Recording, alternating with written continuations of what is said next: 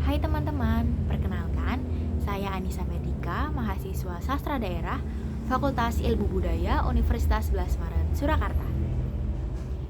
Di video kali ini, saya akan membahas kasus atau suatu hal yang melanggar hak asasi manusia dan banyak terjadi akhir-akhir ini di negara Indonesia, yaitu kasus bullying atau perundungan. Pengertian bullying atau perundungan merupakan tindakan yang mengganggu, mengusik, dan menyakiti orang lain, baik secara fisik maupun secara psikis.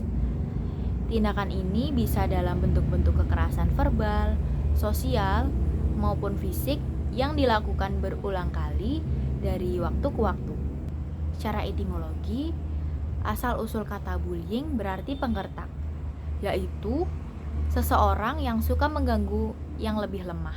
Sangat disayangkan, di Indonesia peristiwa atau kasus bullying masih marak terjadi dan kebanyakan terjadi di lingkungan sekolah. Dan oknumnya merupakan pelajar yang masih di bawah umur. Kasus siswa SMP Negeri 2 Cimanggu, Cilacap, Jawa Tengah berinisial MK yang tega menganiaya temannya sendiri, yakni FF, jadi sorotan.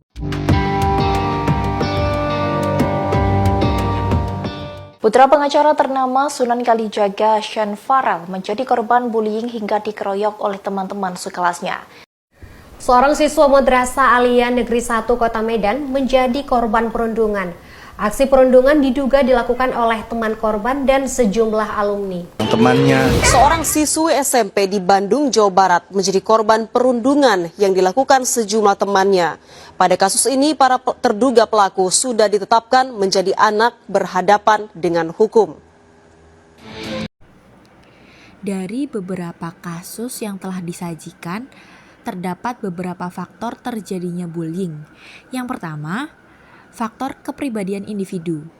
Perilaku agresif, kurangnya rasa simpati dan empati terhadap orang lain, tidak terbuka dalam mengekspresikan perasaan dan tidak dapat menalar efek berbahaya dari perilakunya. Yang kedua, keluarga. Pelaku bullying sering berasal dari keluarga yang bermasalah. Anak akan mempelajari perilaku bullying ketika orang tua mengalami konflik dan menirunya kepada temannya.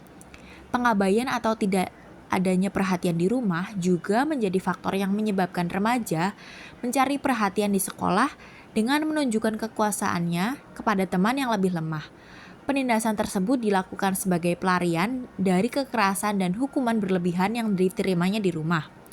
Orang tua melakukan kekerasan untuk menyelesaikan konflik sehingga anak yang terbiasa menerima hukuman fisik cenderung tidak mampu mengembangkan kepedulian dan empati kepada orang lain dan menjadi agresif kepada teman sebaya.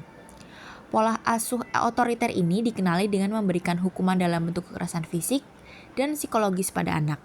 Pengabaian, kekerasan, tidak ada kepercayaan dari orang tua, dan penolakan dari ibu juga beresiko meningkatkan perilaku bullying. Ketiga, sekolah. Pihak sekolah yang mengabaikan keberadaan bullying menyebabkan anak sebagai pelaku bullying mendapatkan penguatan terhadap perilaku mereka untuk melakukan intimidasi terhadap anak lain.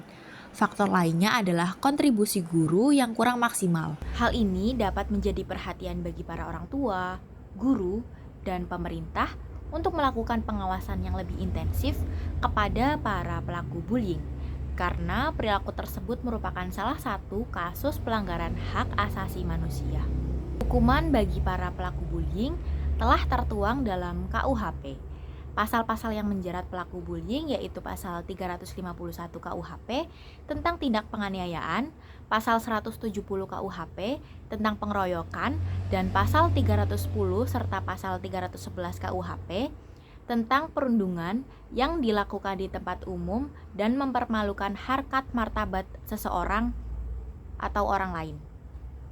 Selain itu, hukuman bullying juga diatur dalam pasal 76 Undang-Undang Nomor 35 Tahun 2014 tentang perlindungan anak yang menjelaskan bahwa setiap orang dilarang menempatkan, membiarkan, melakukan, menyuruh melakukan atau turut serta melakukan kekerasan terhadap anak.